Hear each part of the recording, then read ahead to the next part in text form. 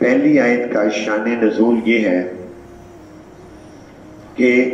حضرت صلی اللہ علیہ وسلم کے مدینہ منورہ ہجرت کرنے سے پہلے غربت کا زمانہ تھا، تو بہت سارے لوگ جو کسی قبیلے سے تعلق رکھتے تھے لیکن مسلمان نہیں تھے، تو غربت کی وجہ سے وہ اپنے بچوں کو یہودیوں کے سپرد کرتے تھے، چونکہ یہودی مال و دولت والے اور جائیداد والے، زمینوں والے شمار ہوتے تھے۔ تو جو کافر تھے وہ کہتے تھے کہ ہمارے بچے آپ ان کو پالیں بھی اور ان کو تعلیم بھی دیں۔ جب بچے ان کے کسٹڈی میں چلے جاتے تو یہودی ان کا ذہن سازی کر کے بچوں کو یہودی بنا دیتے،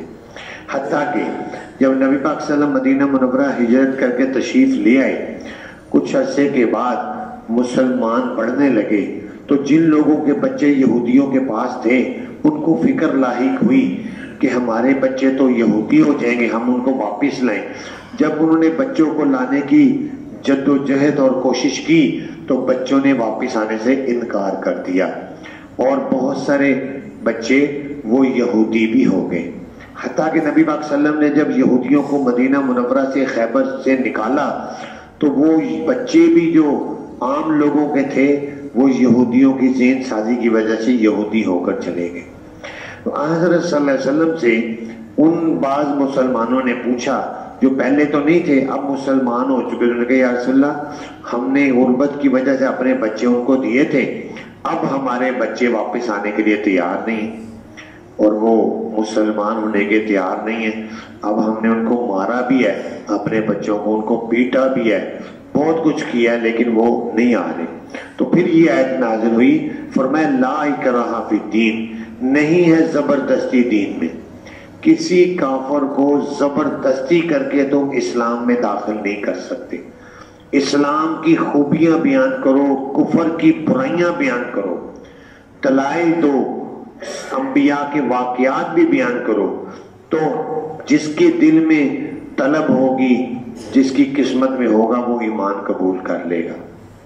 تو اس لیے ابتداءً کسی کافر کو مسلمان کرنے کے لیے جبر نہ کرو۔ قد تبین الرشد من الغی، یقیناً واضح ہو چکی ہدایت گمراہی سے۔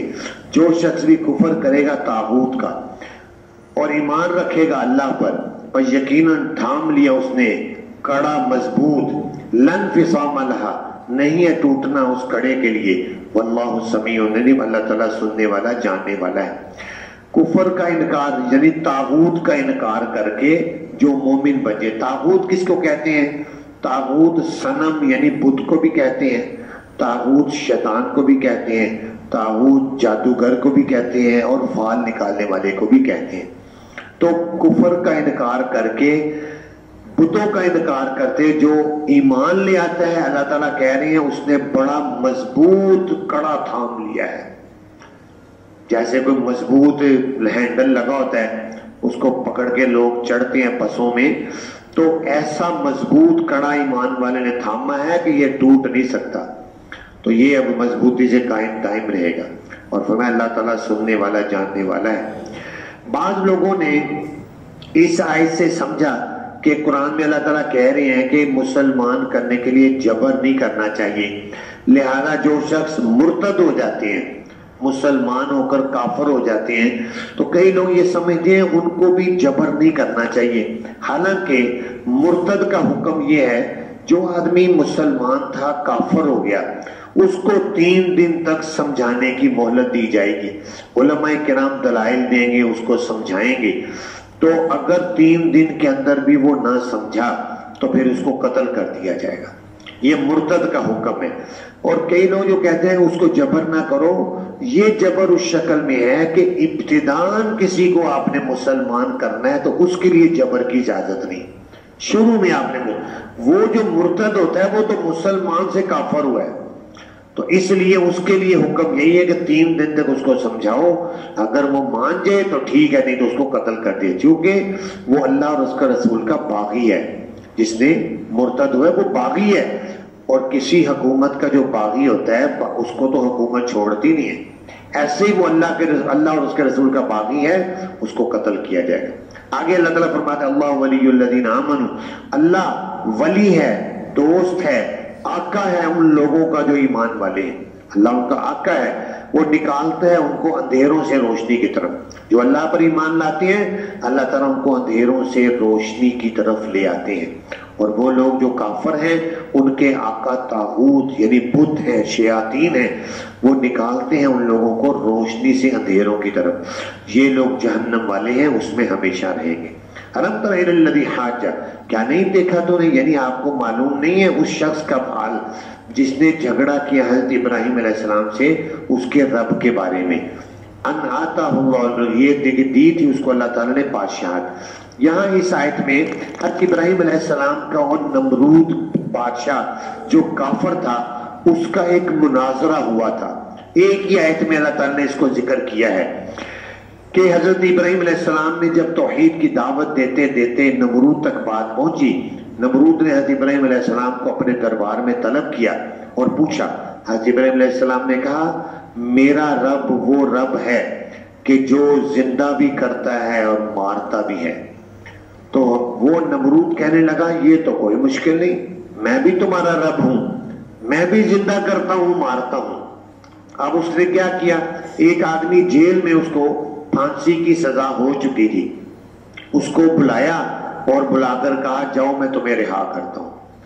ایک آدمی بے قصور تھا، کوئی قصور نہیں، اس کو بلا کر اس کو گولی مار رہے، اس کو تلوار سے اس کا سر قلم کر کے کہتا یہ دیکھو میں نے مار دیا، تو میں بھی زندہ کرتا ہوں مارتا ہوں۔ حالانکہ زندہ کرنے اور مارنے کا مفہوم یہ نہیں ہوتا کہ جو ایسے تلوار سے یا گولی سے مار دے وہ زندہ کرتا ہے، ورنہ تو جتنے بھی لوگ گولیوں سے مارتے ہیں وہ سارے رب بن جائیں گے کہ ہم مار رہے ہیں۔ مارنے کا مطلب یہ ہوتا ہے کہ بظاہر کوئی سبب نہ ہو، خود بخود جب کوئی مرے تو وہ اللہ اس کو مار دے، بظاہر کوئی سبب نہیں۔ تو یہ مطلب تھا، لیکن وہ اس مفہوم کو سمجھا نہیں، وہ سمجھا کہ یہ جو میں تلوار سے کسی کو مار رہا ہوں یہ میں ہی مار رہا ہوں۔ تو اللہ تعالیٰ نے اس کو کہا ابراہیم علیہ السلام نے بس بے شک میرا اللہ تو لاتا ہے سورج کو مشرق سے، کہ روزانہ مشرق سے سورج نکلتا ہے، اگر تو خدا ہے فاتی بہا من المغرب تو نکال کر دکھاؤ سورج کو مغرب سے۔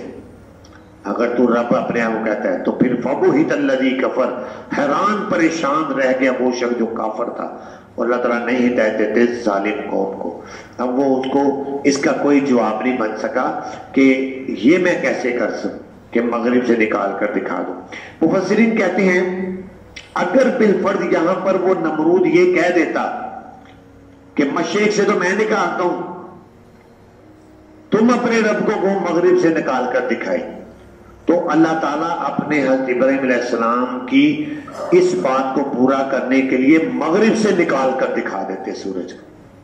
لیکن قرب قیامت میں بھی ایسے ہوگا، جب قیامت آنے والی ہوگی ایک دن اسی طرح فجر کے بعد کا ٹائم ہوگا، کوئی بادل نہیں ہوں گے، مطلع صاف ہوگا، سورج ہی نہیں نکلے گا، بہت دیر گزر جائے گی، لوگ انتظار کرتے کرتے کہیں گے آج سورج ہی نہیں نکل رہا، کیا بات ہے؟ آخر دیکھیں گے جیسے 9-10 بجے کا ٹائم ہوتا ہے مغرب کی طرف سے سورج نکل آئے گا۔ جب نکلے گا تو یہ علامت ہے، نبی پاک نے فرمایا جب مغرب سے سورج نکلے گا توبہ کا دروازہ بند ہو جائے گا، اس کے بعد کسی کی توبہ قابل قبول نہیں ہوگی۔ اب جو لوگ موجود ہوں گے قیامت ان پر قائم ہو جائے، لیکن پھر دوبارہ وہ سورج کچھ دیر رہے گا، اللہ تعالیٰ حکم دیں گے اب تم واپس چلے جاؤ، دوبارہ مشرق سے نکل آؤ۔ سورج جائے گا مشرق سے نکلے گا اور جتنی تاخیر ہوئی اس کو ٹائم کو بھی پورا کر لے گا۔ تو اب سورج کے مغرب سے نکلنے کے بعد 120 سال کا عرصہ پھر گزرے گا، یعنی سورج نکلنے کی مغرب سے نکلے پھر جا کر قیامت آئے گی 120 سال۔ تو یہ قرب قیامت کی نشانی ہے کہ مغرب سے سورج نکلے۔ تو حضرت ابراہیم علیہ السلام نے یہ ان کو بڑی خوبصورت دلیل سے سمجھایا کہ یہ رب تو یہ ہے جو مشرق سے نکالتا ہے اور مغرب پر غروب کرتا ہے، لہذا وہ اس کا جواب نہیں دے سکا۔ تو اللہ تعالیٰ نے ایمان کی حقیقت ان آیات میں بیان کر دی کہ جو لوگ سچے دل سے ایمان لاتے ہیں وہ اللہ تعالیٰ کی رسی کو مضبوط تھام لیتے ہیں، تو اب اللہ تعالیٰ کی طرف سے ان کی مدد و نصرت ہوتی ہے، ان کے گمراہ ہونے کا کوئی خطرہ نہیں رہتا۔ اللہ تعالیٰ سے دعا ہے ہمیں قرآن پاک کو سمجھنے کی توفیق عطا فرمائے۔